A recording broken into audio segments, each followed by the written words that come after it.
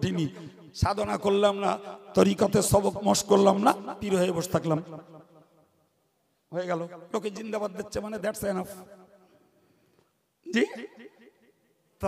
তাসাউফের তালিমও লাগে না, ওই জন্যই জলসায় ওঠে আর শুধু গাল দেয়, জলসায় ওঠে আর কাফের কুফরি ফতোয়া দেয়।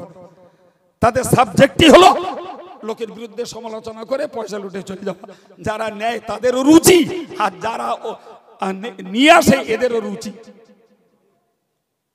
কথা বলে বুঝে রাখুন, বেলায়েতের দরজা কিয়ামত পর্যন্ত খোলা আছে।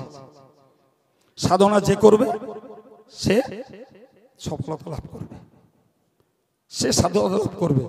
সে কোন ঘরের ছেলে দেখা দেখি নয়, দরকার ঈমান, দরকার আমল, দরকার তাকওয়া। বুঝতে পারেননি বাবজি?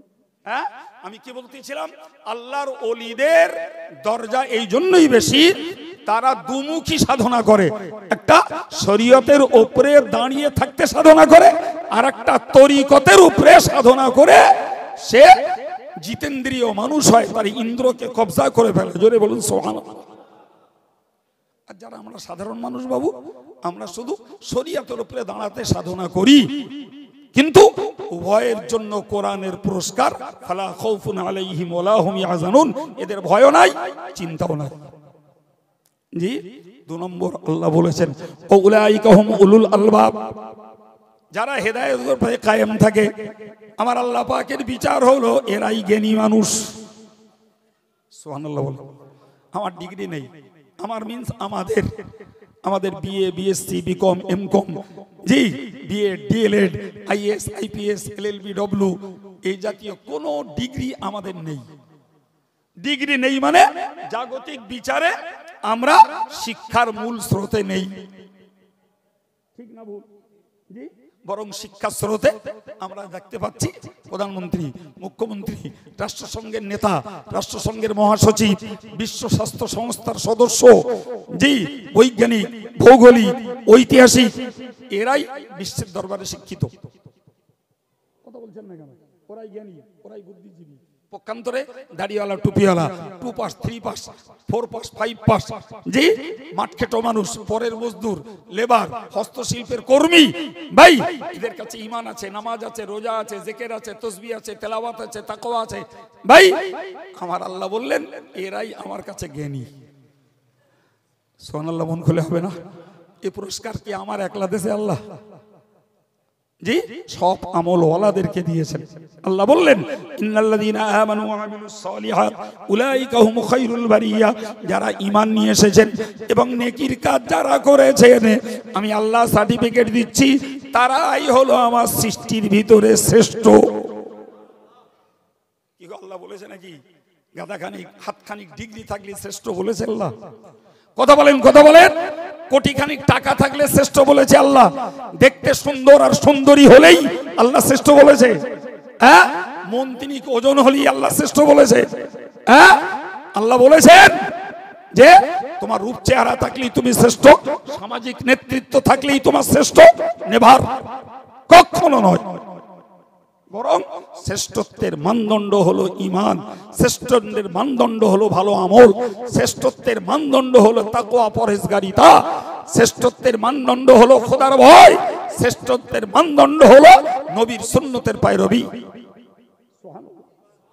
যে করবে সে শ্রেষ্ঠ আসন দখল করবে। বিচারটা কার? জোরে বলেন কার? আল্লাহ বলেছেন ইন্না আকরামাকুম ইনদাল্লাহি আতকাকুম, আমার কাছে সর্বাপেক্ষা সম্মানিত ওই লোকটা, যে লোকটা যত পরহেজগার, যত খোদাভীরু, তার সম্মান তত বেশি। এখন যদি মাঠখেটো চাষি, জি, সে যদি আল্লাহরে ভয় করে, পরহেজগারিতা অবলম্বন করে, টাইম টু টাইম ধর্ম করে, আবার বৈধ জীবন যাপন করে, সংসার মেইনটেনেন্স করে, দুনিয়ার লোকের স্রোতে তার দাম নাই, কিন্তু আল্লাহর কাছে তার দাম আছে। নাই বাবা? জি, আমি আপনাদেরকে নিয়ে এতক্ষণ ধরে একদম এক নাগাড়ে বকে যাচ্ছি। আমার বকার সার শিক্ষা হলো এটাই, যাদেরকে আল্লাহ আমলের উপরে রেখেছেন আমরা একটু নিয়ত করি, চেষ্টা করি আমাদের ধর্ম জীবনটার একটু উন্নতি ঘটাবার জন্য। দাবিটা খুব অন্যায়। সামাজিক দিকে তাকিয়ে দেখুন, আমাদের বাড়ির উন্নতি হয়েছে, আমাদের রাস্তাঘাটের সরকারিভাবে উন্নতি হয়েছে, আমাদের পোশাক পরিচ্ছদের উন্নতি হয়েছে, আমাদের খাবারের রুচি বেড়েছে, আমাদের গাড়ির রুচি বেড়েছে, আমাদের বিলাসিতার বস্তু সামগ্রী ব্যবহারের রুচি বেড়েছে। হ্যাঁ না বলেন? কিন্তু বলুন তো 30 বছর আগে থেকে নামাজ পড়ছিলাম, আমি একজন ধার্মিক, আমার ধর্মজীবনের উন্নতি হলো কই? আমার ভিতরে দুটো নফল নামাজ বাড়িনি, আমার ভিতরে বাদ মাগরিব বাদ ফজর একটু জিকিরের মানসিকতা বাড়িনি, আমার ভিতরে তাহাজ্জুদ পড়ার মন তৈরি হয়নি, আমার ভিতরে এশার পরে একটু দরুদ পড়বো মানসিকতা তৈরি হয়নি। আমি সাদা মাটা ভাবে না চলে একটু হালা ভাড়া ন্যায় অন্যায় বাজ বিচার করে চলবো, এতটুকু মানসিকতার উন্নতি হয়নি। তাহলে জাগতিক উন্নতি হয়েছে, কিন্তু ধর্মীয় উন্নতির অভাব এখনো আমাদের মধ্যে আছে। জি, কত মুসলমান দেখছি বাবু, কত মুসলমান দেখছি ধর্মও করছে অধর্মও করছে। ভুল বললাম নাকি? অথচ কোরআন বলেছে তাবারাকাল্লাযী নাযালাল ফুরকানা আলা আবদিহি লিয়াকুনা লিল আলামিনা নাযীরা। ওই আল্লাহ বরকতময়, ওই আল্লাহ নিজে বলছেন, ওই আল্লাহ বরকতময় যিনি তার বান্দা মুহাম্মদ সাল্লাল্লাহু আলাইহি ওয়াসাল্লামের কাছে ফুরকান নাজিল করেছেন। কি নাজিল করেছেন? জোরে বলে উচ্চারণ করুন, কি? ফুরকান। আরে বাবা, এ তো আমাদের ঘরের ছেলেদের অনেকের নাম আছে, নাম আছে না ফুরকান? এই ফুরকান শব্দের আরবি অর্থ আল ফারিকু বাইনাল হাক্কি ওয়াল বাতিল। ফুরকান হলো ওই জিনিস যা হক আর বাতিলের মাঝখানে পার্থক্য করে দেয়, ন্যায় আর অন্যায়ের মাঝে পার্থক্য করে দেয়, সওয়াব আর পাপের মাঝখানে পার্থক্য করে দেয়, আল্লাহর রাস্তা আর ইবলিসের রাস্তার পার্থক্য করে দেয়, জান্নাত আর জাহান্নামের মাঝে পার্থক্য করে দেয়, সাধু আর অসাধুর মাঝে পার্থক্য করে দেয়। সেই কিতাবটার নাম হলো ফুরকান, যেটাকে আমরা নরমালে বলি কোরআন। ওই কিতাবটার আরেক নাম কি? তার মানে কোরআনের আলোকে যারা জীবন গড়ে, তারা ন্যায় আর অন্যায় চেনে, সওয়াব আর পাপ চেনে, আল্লাহর রাস্তা আর ইবলিসের রাস্তা চেনে, জান্নাতের রাস্তা আর জাহান্নামের রাস্তা চেনে, তারা সৎ আর অসৎ দুটোকে চেনে, সত্য আর মিথ্যাকে তারা চেনে।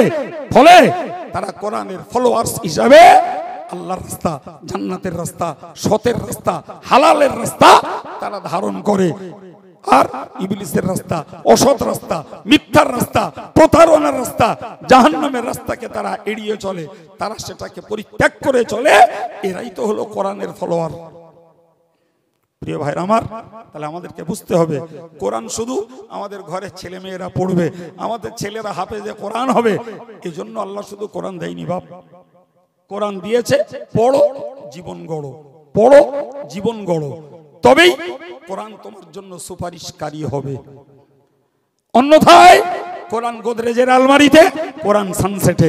কোরআন বলছে ওয়াকালা রাসূলু ইয়া রাব্বি ইন্না কওমি ইত্তাখাযু হাযাল কুরআনা মাহজুরা। স্পষ্ট কোরআনের বক্তব্য, কিয়ামতের দিনে রাসূলুল্লাহ মামলা ঠুকবেন ওই লোকেদের বিরুদ্ধে যারা কোরআন ঘরে পুষে রেখেছে, অথচ কোরআনকে আমলে কাজে লাগায়নি। আল্লাহ রাসূল বলবেন, আল্লাহ আমার এই সম্প্রদায়ের এই অংশ, এরা কোরআনকে পরিত্যক্ত বিষয় হিসেবে সাইড করে রেখেছিল। ঘরে ছিল কোরআন, অথচ বাড়ির বউ পর্দা করেনি। ঘরে ছিল কোরআন, গান বন্ধ করিনি। ঘরে ছিল কোরআন, সুদী রোজগার বন্ধ করিনি। ঘরে ছিল কোরআন, এরা জুয়া বন্ধ করিনি। ঘরে ছিল কোরআন, এরা নগ্নতা বন্ধ করিনি। ঘরে ছিল কোরআন, অথচ এরা জুয়া বন্ধ করিনি। ঘরে ছিল কোরআন, এরা ব্যভিচার বন্ধ করিনি। তার মানে কোরআনকে সাইড করেছে পরিত্যক্ত বিষয় হিসেবে। এ আল্লাহ, আমি আপনার কাছে তাদের বিরুদ্ধে মামলা ঠুকছি। ও বাবু, যে মামলা দায়ের করবেন রাসূলুল্লাহ, আর বিচারক হলেন আহকামুল হাকিমিন আল্লাহ। জি, সাধারণ জ্ঞানে বলুন না, ও মামলার রায় কি ঢিসমিস হবে? হবে বাবা। জি, তো মামলার রায় সরাসরি বুঝতে পারা যাচ্ছে নিশ্চিত কোরআনকে যারা আমল না করে পরিত্যক্ত বিষয় হিসাবে বাড়ি শুধু যত্ন করেছে, ভাই ও মামলার রায় চলে যাবে তাদের এগনেস্টে। শেষ কথা বলছি, জি, যারা ইমানদার পাপ করে বিনা তওবায় মরবে, যারা ইমানদার পাপ করে বিনা তওবায় মরবে, এরা জাহান্নামে গেলেও নবী পাকের শাফাআতে একদিন এরা জান্নাতে যেতে পারবে। হয়তো কোটি কোটি বছর জ্বলতে হবে, কিন্তু একদিন জান্নাতে জুটবে। নবী বলেছেন ইল্লা মান হাবাসাহুল কোরআন, তবে কোরআন যাদের আটকে রেখেছে ওদের জাহান্নাম থেকে মুক্তির কোনো রাস্তা নাই। কোরআন, হাদিসের শব্দটাই এসছে মান হাবাসাহুল কোরআন, কোরআন যাদের আটকে রেখেছে। কোরআন কাদের আটকে রেখেছে? তারা কারা? যারা আল্লাহর একত্ববাদকে বিশ্বাস করিনি, রসুলকে বিশ্বাস করিনি, কোরআন আল্লাহর কালাম এটাকে বিশ্বাস করিনি, কার্যকর করিনি। কোরআন তাদেরকে আটকে দেবে। শুকরিয়া আল্লাহর দরবারে আমরা অন্তত ওই গ্রুপে নেই। আমরা আল্লাহ বিশ্বাসী, আমরা নবী বিশ্বাসী, আমরা কোরআন বিশ্বাসী। আমাদের মাইনাস পয়েন্ট হয়তো আমরা কোরআনের প্রতি 16 আনা আমলটা করতে পারি না। আব্দুল কাইয়ুমের এই আলোচনায় আমার আমলওয়ালা ভাইরা মায়েরা যারা, তারা যদি বাকি জীবনটা একটু উন্নতির চেষ্টা করেন আর এটাকে যদি মৌত পর্যন্ত ধরে রাখেন, তাহলে আমার আলোচনা, আমার মাথা ঘামানো সার্থক। আর আমার ছেলেরা, মেয়েরা, ভাইরা, বোনেরা যারা অ্যাডাল্ট, সাবালেক সাবালিকা, যদি তাদের ভিতরে কোরআনের চরিত্র তৈরি না হয়, আজকের মাদ্রাসার এই সুন্দর পরিবেশ থেকে এই মেসেজ, এই বার্তা তাদেরকে দিচ্ছি, আল্লাহর রাস্তে নিজের জীবনটাকে যথাসম্ভব কোরআনের পক্ষে গড়ুন আর কোরআনের বিপক্ষ থেকে জীবনটাকে রক্ষা করুন। মনে রাখুন, দুনিয়ায় যতক্ষণ বেঁচে আছি, রাজনৈতিক বন্ধু, নিজের সাধারণ বন্ধু, ডাক্তার মাস্টার বন্ধু, ব্যবসায়ী বন্ধু অনেককেই খুঁজে পাবো। আফটার ডেথ, মৃত্যুর পরে যখন কবরে জায়গা হবে, কেউ নাই, কেউ নয়। ডাক্তার নয়, মাস্টার নয়, এমএলএ নয়, এমপি নয়, বয়ফ্রেন্ড নয়, গার্লফ্রেন্ড নয়, বাপ নয়, মা নয়, ছেলে নয়, মেয়ে নয়, জি, মুরিদ নয়, পীর নয়, ছাত্র নয়, ওস্তাদ নয়, কেউ তোমার না। তোমার নিজের কর্মটাই তোমার সঙ্গী। আর একটু জোরে বলে, আল্লাহর হেদায়েত প্রাপ্ত বান্দা। হেদায়েত মানে রাস্তা, হেদায়েত মানে রাস্তা দেখানো। তার মানে আমি আল্লাহ যে রাস্তা দেখিয়েছি, যারা ভালো কথাগুলো মেনে চলেছে তারা সেই পথই ধারণ করেছে। সুবহানাল্লাহ হবে না? এদের জন্য লাভ দেখবেন। একটু ঠান্ডা মাথায় শুনলে একটা সূক্ষ্ম কথা আপনাদের শেখাবো ইনশাআল্লাহ। বুঝুন, কোরআন বলছে ফামান তাবিয়া হুদায়া ফালা খাউফুন আলাইহিম ওয়ালা হুম ইয়াহজানুন। খুব মনোযোগ দিয়ে কথাটা বুঝে নেন। আল্লাহ বললেন, যারা আমার দেখানো রাস্তার ফলোয়ার্স, যারা আমার দেখানো রাস্তাকে অনুসরণ করে, তাদের ভয় নেই, চিন্তা নেই। সুবহানাল্লাহ হবে না? আরে এত হীনমন্যতায় আমরা কেন ভুগবো? আমরা তো একটু আশাটা বড় করি, বুকটা বড় করি, যে আমরা শুনে শুনে ভালো কথাগুলো মেনে চলছি, মানে আমরা হেদায়েতের রাস্তায় আছি। ফলে কোরআনের ঘোষণা অনুযায়ী ইহকাল পরকালে আমাদের ভয়ও নাই, ইহকাল পরকালে আমাদের চিন্তাও নাই। এই ঘোষণা আব্দুল কাইয়ুমের নয়, ঘোষণা কার? কোরআন শরীফের প্রথম পারার 4 রুকুতে আল্লাহ ব্যক্ত করেছেন, যারা হেদায়েতের পথ ধরেছে তাদের ভয়ও নাই। যদি বলেন বাবা, আচ্ছা আপনারা জীবনে ওয়াজ নসিহতে শুনেছেন না শোনেননি একটু বলবেন? যে বলা হয়, প্রচুর জায়গায় বলা হয়, আলা ইন্না আউলিয়া আল্লাহি লা খাউফুন আলাইহিম ওয়ালা হুম ইয়াহজানুন। যারা আল্লাহর ওলি তাদের ভয় নাই, চিন্তা নাই। একটু বলবেন শুনেছেন না শোনেননি? শুনেছেন? দুটো কথা পাশাপাশি রাখুন। আল্লাহর ওলিদের ভয় নাই, চিন্তা নাই, আর আল্লাহর দেখানো হেদায়েতের রাস্তায় যারা, এদের ভয় আর নাই, চিন্তাও নাই। কি বুঝলেন? আবার মুখস্থ করুন, যারা আল্লাহর ওলি তাদের ভয় নাই, চিন্তা নাই। যারা হেদায়েতের পথের পথিক, এদের ভয় নাই, চিন্তা নাই। দুটোর জন্য একই রেজাল্ট। এটা আগে মাথায় ঢুকিয়ে নেন, সূক্ষ্ম কথাটা কি বলছি। কথাটা বোঝা গেছে বাপ? তাহলে আল্লাহর ওলিদের ভয়ও নাই, চিন্তাও, বলেন বলেন, মুখস্থ হবে, আছে। আর যারা হেদায়েতের পথে, তাদের ভয়ও নাই। সুবহানাল্লাহ। তো হেদায়েতের পথে আলহামদুলিল্লাহ ধরুন আমরা তো আল্লাহর ওলি না, আমরা হেদায়েতের পথ ধরেছি। নামাজ, রোজা, হজ, যাকাত, জিকির, তাসবিহ, সাদকা, ফিতরা, কুরবানি, বড়কে সম্মান, ছোটকে স্নেহ, বাপ মার ভক্তি, এগুলো সব হেদায়েতের রাস্তা, ঠিক না ভুল? আমরা সেইগুলোই ধরেছি। আমাদের জন্য রেজাল্ট ভয় নাই, চিন্তা নাই। আর আল্লাহর ওলিদের জন্য রেজাল্ট ভয় নাই, চিন্তা নাই। একই পুরস্কার, অথচ একদল আল্লাহর ওলি আর একজন সাধারণ হেদায়েত প্রাপ্ত। কথাটা মাথায় ঢুকে গেল? সূক্ষ্ম পার্থক্য একটা বুঝুন। সূক্ষ্ম পার্থক্য হলো, ভাই, যারা আল্লাহর ওলি ওই বেলায়েতের দরজা লাভ করতে তাদেরকে একটা সাধনা করতে হয়, যে সাধনার বিনিময়ে ওই ভয় নাই, চিন্তা নাই, এই পুরস্কারটা তাদের দেওয়া হয়। আর যারা সাধারণ লোক, ভাই, এদেরকেও হেদায়েতের পথে দাঁড়াতে গেলে সাধনা করতে হয়। সুবহানাল্লাহ বলেন। যেখানে দেশ নেন্টো, যেখানে পাপের দরজা খোলা, যেখানে চুরি, ছিনতাই, রাহাজানি, মিথ্যাচারিতা, প্রতারণা, হারাম রোজগারের রাস্তা খোলা, যেখানে নারীদের জন্য বেপরদার দরজা খোলা, প্রিয় ভাই, ঠিক সেই পিরিয়ডে দাঁড়িয়ে যারা হেদায়েতের পথে থাকতে চায় 100% তাদেরকেও সাধনা করতে হয়। থোড়াই এমনি এমনি হয় না, এমনি এমনি হয় না। সুতরাং ওলিদেরও সাধনা, এনাদেরও সাধনা। তবে ওলিদের সাধনা দুটো। কটা সাধনা? জোরে বলেন কটা? একটা সাধনা হলো তাদের বাহ্যিক অঙ্গগুলোকে তারা শরীয়তের পক্ষে দাঁড় করাতে সাধনা করেছে। এরপরে তারা নফসটাকে কাবু করতে, যে নফসটাকে দমন করতে, যে আর এক পর্যায়ের সাধনা করেছে। তাহলে ওলিদের সাধনা দুটো। সুতরাং ওনাদের দরজাটা এই সাধারণ হেদায়েত প্রাপ্ত মানুষের তুলনায় বেশি।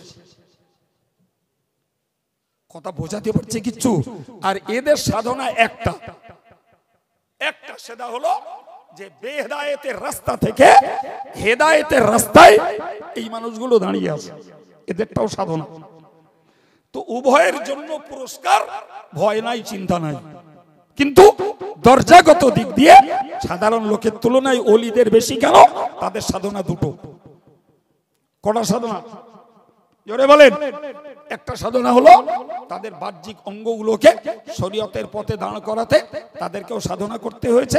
আর জিত ইন্দ্রটাকে জয় করে, নফসটাকে দমন করে, রূহটাকে শক্তিশালী বানাতে তাদের আরেক পর্যায়ের সাধনা করতে হয়েছে।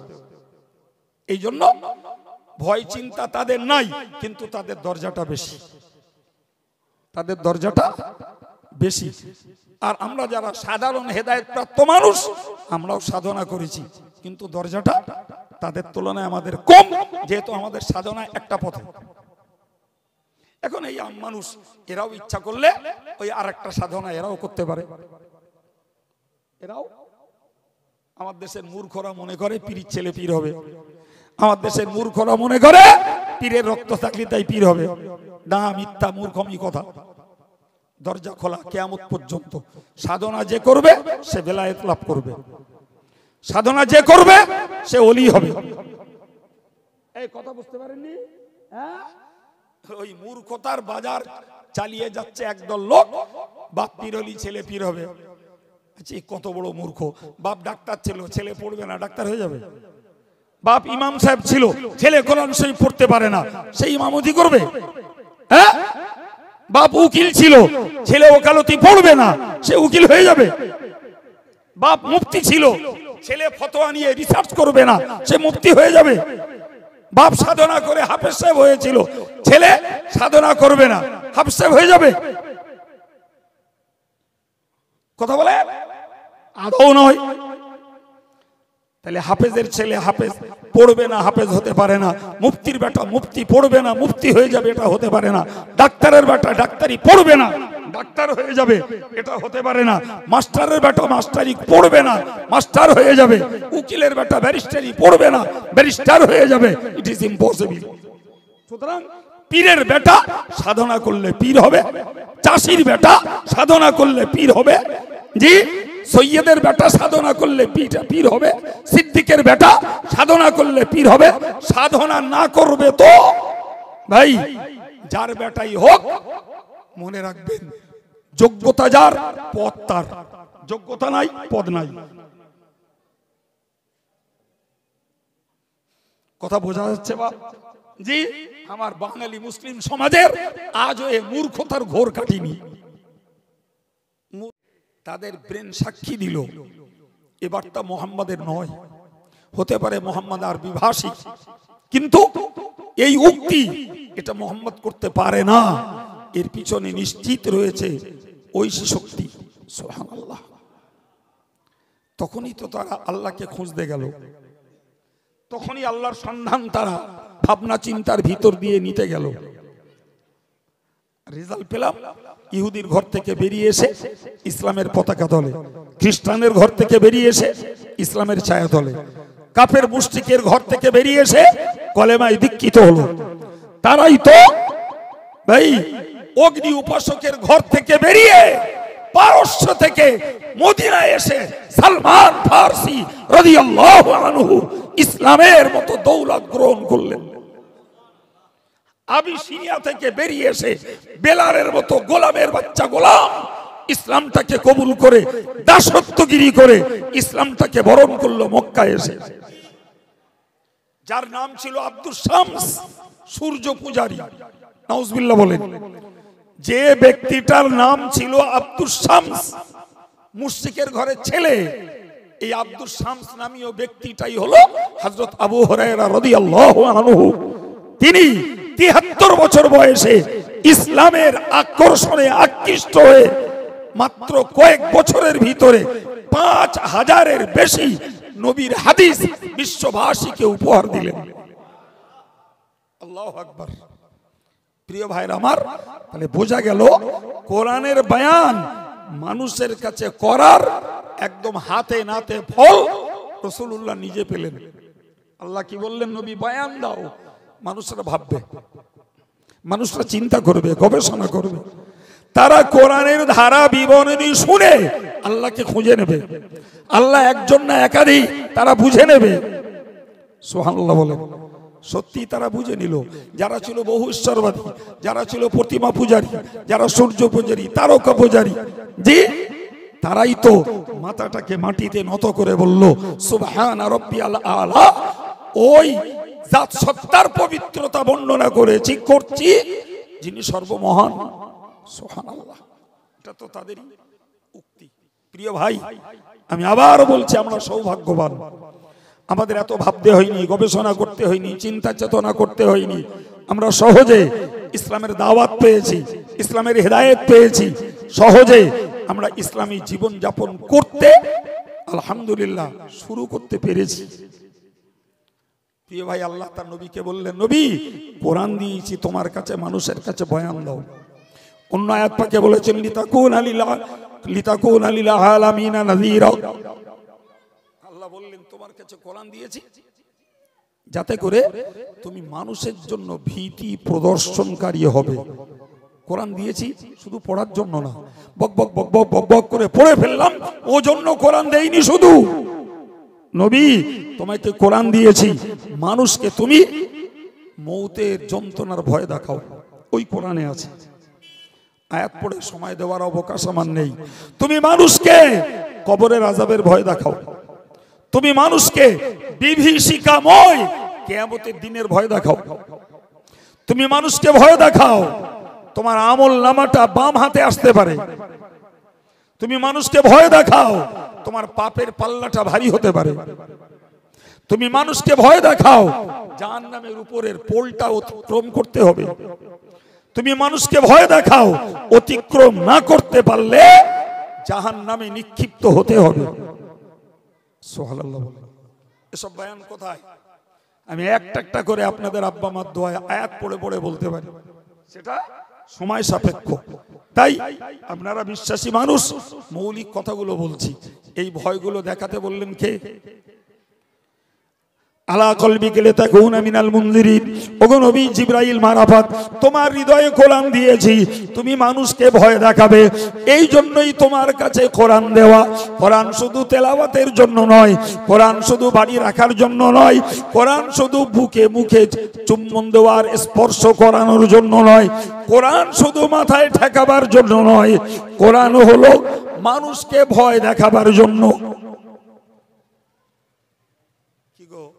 আলেমরা কোরআন পড়ে ভয় করেছে, আর সাধারণ ভাইয়েরা কোরআনের বয়ান শুনে ভয় পেয়েছে। তোলাই কিসের জন্য পৌষ মাসে ঠান্ডায় উজু করে ফজরের জামাত নামাজ পড়বে? কেন জ্যৈষ্ঠ মাসের না খেয়ে শুকিয়ে রোজা করবে? কেন বলে কিসের জন্য দাড়ি রেখে দিয়ে বিজাতীয়দের কাছে ঠাট্টা বিদ্রুপ সহ্য করবে? কেন কিসের জন্য কষ্ট উপার্জিত অর্থ যাকাত দেবে, নফল দান করবে? কিসের জন্য? কিসের জন্য?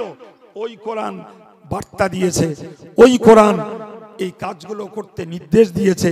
এর বিনিময়ে তুমি মরণ সহজ পাবে, এর বিনিময়ে তুমি আরশের নিচে জায়গা পাবে, এর বিনিময়ে তুমি ডান হাতে আমলনামা পাবে, এর বিনিময়ে তোমার নেকির পাল্লাটা ভারী হয়ে যাবে, এর বিনিময়ে তুমি জাহান্নামের উপরের পোলটাকে পার হতে পারবে, এর বিনিময়ে তুমি জাহান্নাম থেকে মুক্ত হয়ে জান্নাতের দখলিকার হতে পারবে।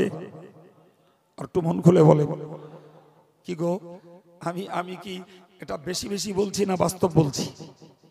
এই বলেন না, কেন এই লোকগুলো ধর্ম করছে? কেন ধর্ম করছি? কেন?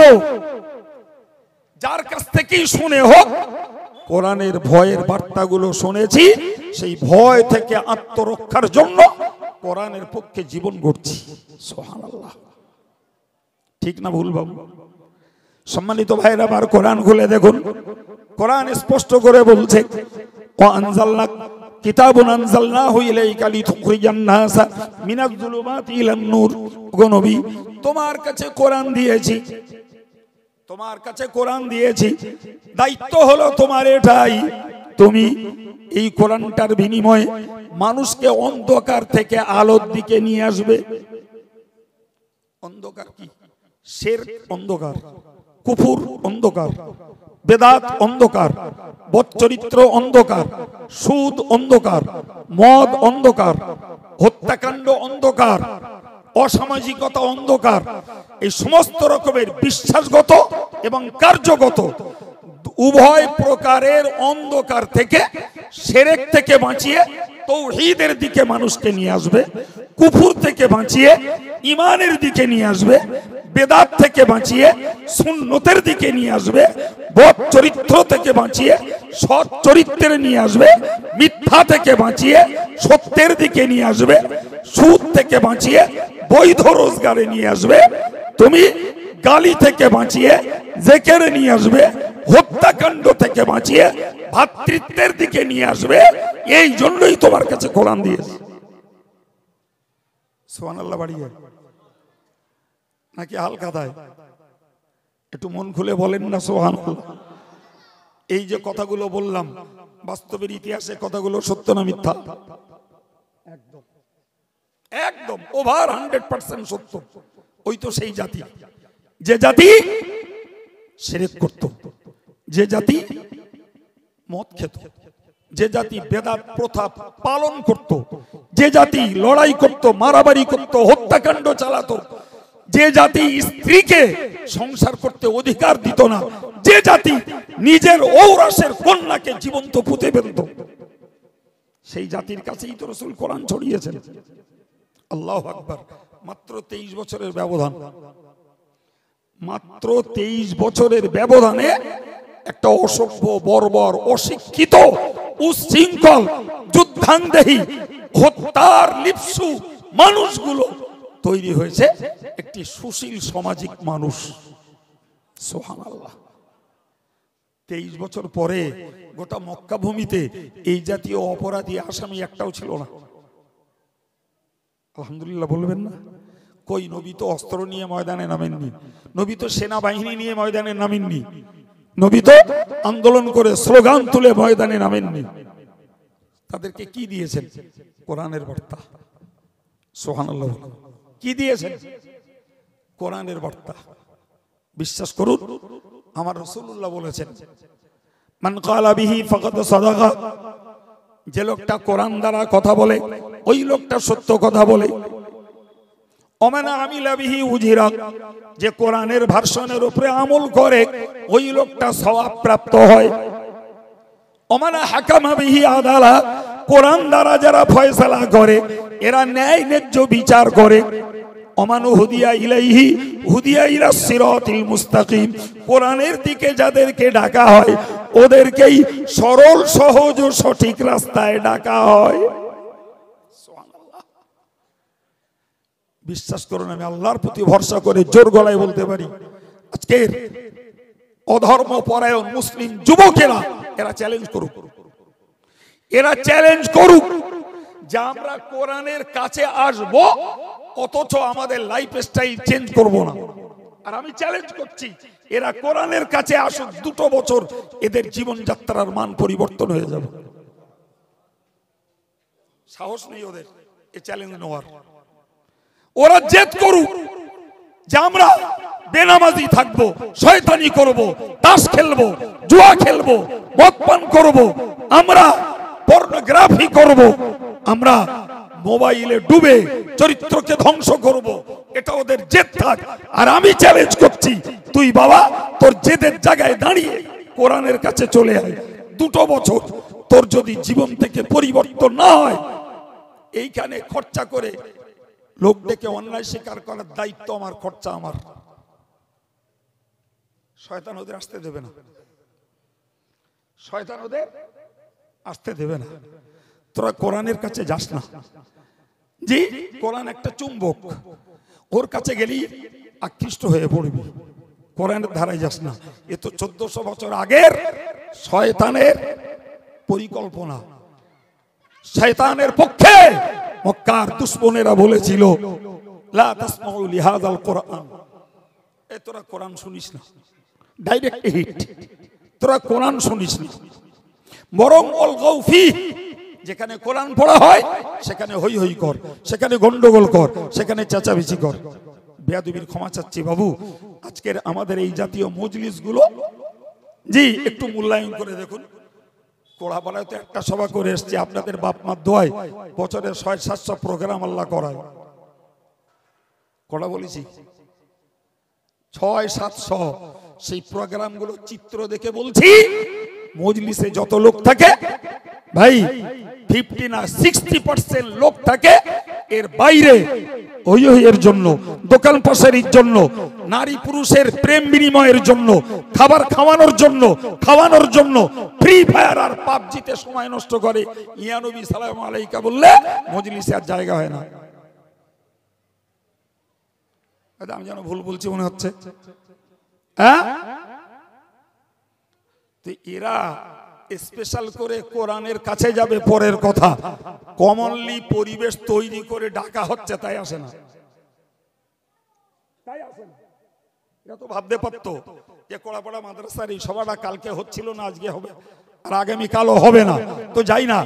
জি, এ আলেম যে কটা এসছে এরা কিছু জানুক না জানুক, তবুও আমাদের কমিটি দাওয়াত করেছে, চল যাই কি বলে একটু শুনে আসি, কালটা শোনা হবে না। এদের আসবে না, শয়তান আসতে দেবে না। বরং হয়তো সরাসরি বলছে না, চিল্লো গন্ডগোল কর, হই হই কর, কিন্তু কার্যত এরা যে আচরণ করছে তাতে কোরআন শোনার ব্যাঘাত ঘটছে। ঠিক কিনা বলেন? এটাই 1400 বছর আগে কাফেরদের বক্তব্য ছিল, অলগাউ ফি, যেখানে কোরআন পড়া হয় তোরা চিল্লা হই হই কর। কি হবে? লাআল্লাকুম তাগলিবুন, তোরা জয়লাভ করবি, তোরা সফলতা লাভ করবি, তোরা উইনার হবি, তোরা বিজয়ী হবি। তার মানে তোদের বাপ দাদারা পৌত্তলিকতায় বিশ্বাসী, তোদের বাপ দাদারা শিরকে বিশ্বাসী, তোদের বাপ দাদারা বেদাতে বিশ্বাসী, তোদের বাপ দাদারা মারামারিতে বিশ্বাসী। তোরা যদি কোরআনটার প্রতি কর্ণপাত না করিস, ওই বাপ দাদাদের রীতিনীতি প্রথায় থাকতে পারবি, ওটাই তোদের জয়। আর যদি চিল্লাচিল্লি না করে নীরবে নিথরে কোরআন শুনিস, তাহলে বাপ দাদাদের ধর্মটাকে গুরুত্বহীন করে দিয়ে মুহাম্মাদের প্রচারিত কোরআনের প্রতি তোরা দীক্ষিত হয়ে পড়বি, তোদের পূর্বপুরুষদের ধর্মটার কবর হবে, অর্থাৎ তোরা পরাজিত হয়ে যাবি। চেল্লা বেল্লা করলেই তোরা জয়লাভ করবি, তার মানে পূর্ণ নীতিতে থাকতে পারবি। নাউজুবিল্লাহ বলেন, আর একটু জোরে বলেন। কোরআন শরীফে আল্লাহ বলেছেন, ওয়াইদা কিলা লাহুম ইত্তাবিউ মা আনজালাল্লাহ, ওদেরকে যখন বলা হতো যে আল্লাহ যা নাজিল করেছে তোমরা ওইটাকে ফলো করো, আল্লাহ যেটা নাজিল করেছে ওইটাকে তোমরা মেনে চলো। কোরআন বলছে, কোরআন শরীফের 2 পারার 5 রুকুতে আল্লাহ জানিয়েছেন, ওদেরকে যখন বলা হতো যে তোমরা আল্লাহর নাজিল করা কোরআনটাকে ইত্তেবা করো, ক্বালু বাল নাত্তাবিউ মা আলফাইনা আলাইহি আবানা, বলে না না, ওই কোরআনে যা নাজিল করা আছে ও আমরা ফলো করব না, ওটাকে মানব না, অনুসরণ করব না। বলে কি করবে? বলে আমাদের বাপ দাদারা যা করে গেছে তাই করব। একদম সরাসরি আল্লাহ কোরআনে বলেই দিয়েছেন, বাপ দাদারা যা করে গেছে।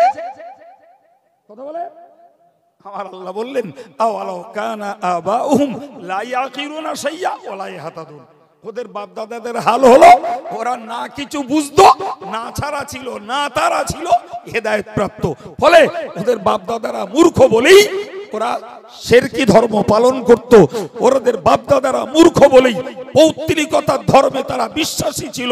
ফলে ওরা যদি ওদের বাপ দাদাদের ফলো করে তাহলে এরাও হবে পৌত্তলিকবাদী। আর আল্লাহর কোরআন কি? আল্লাহর কোরআন কো তাওহীদবাদী।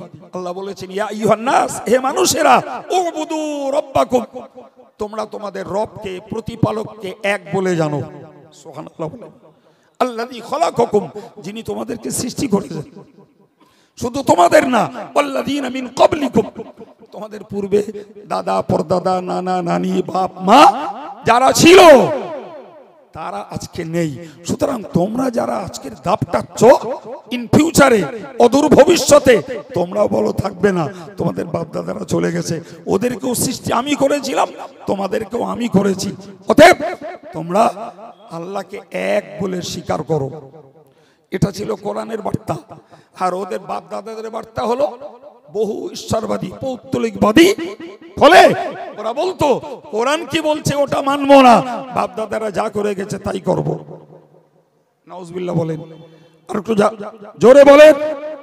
আমার আল্লাহ বললেন ওদের বাপ দাদারা অজ্ঞ, মূর্খ, অবুঝ, তারা হেদায়েত প্রাপ্ত ছিল না। ফলে ওদের বাপ দাদাদের ওরা ফলো করলে ওরাও যেমন গোমরা ছিল এরাও তেমন গোমরা হবে। প্রিয় ভাই, কথা বলতে বলতে অনেকটা বেরিয়ে এসেছি। আমি আপনাকে বোঝাচ্ছিলাম কি জিনিস। আল্লাহ বললেন, নবী তোমার কাছে কোরআন দিয়েছি, তুমি মানুষকে অন্ধকার থেকে আলোর দিকে ডাকো। সুবহানাল্লাহ বলেন। এমন আলো আল্লাহ তাদেরকে দিয়েছেন। জি, একটি হাদিস এসেছে, লাইয়ালি জান্নারা মান রাআনি ওয়া আমানা বি। আল্লাহু আকবার। আমার আল্লাহ নবী বললেন, যারা আমাকে দেখেছে, আমার প্রতি ঈমান নিয়ে এসেছে, আমি আল্লাহ পাকের নবী বলছি, তাদের কেউ জাহান্নামের আগুনে প্রবেশ করবে না। সুবহানাল্লাহ বলবেন না? এ সৌভাগ্য নবী সাহাবীরা দখল করেছে, করিনি বাপ? বার্তাটা কার? জোরে বলেন, জোরে বলেন। কার বার্তা বললাম? না, আমি বলেছি যেটা ডাইরেক্ট ওটা নবীর বার্তা, কিন্তু অভ্যন্তরে নির্দেশটা আল্লাহর। সুবহানাল্লাহ। নির্দেশটা আল্লাহর, বচনটা রাসূলের। কি বললেন? লাইয়ালিজান নারা মান রাআনি ওয়া আমানা বি, যারা আমাকে দেখতে পেয়েছে এবং আমার প্রতি ঈমান এনেছে। সুবহানাল্লাহ। তাদের কেউ কোথায় প্রবেশ করবে না বাবা?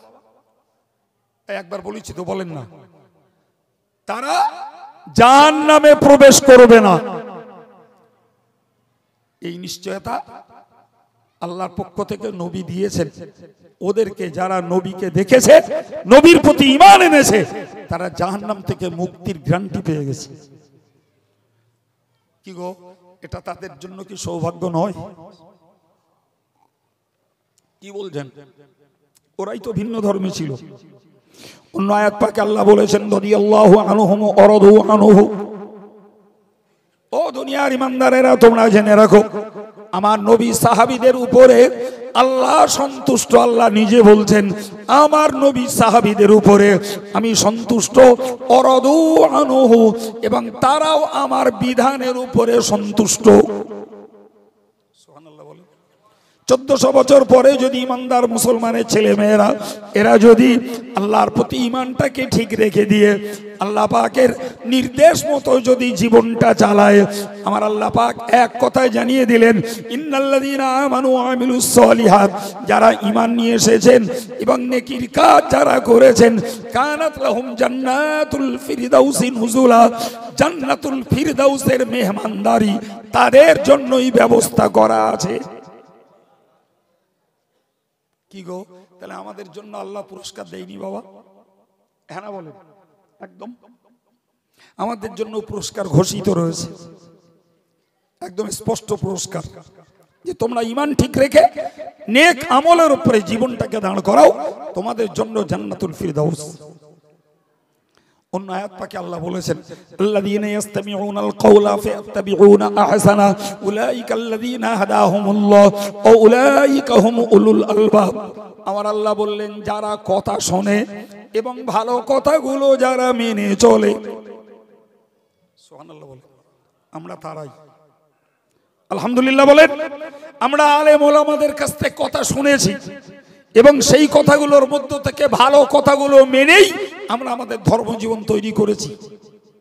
হ্যাঁ না বলেন? আল্লাহ বললেন তোমাদের জন্য দুটো পুরস্কার। নাম্বার 1, উলাইকাল্লাযীনা হাদাহুমুল্লাহ, ওই লোকগুলোই আল্লাহর হেদায়েত প্রাপ্ত বান্দা।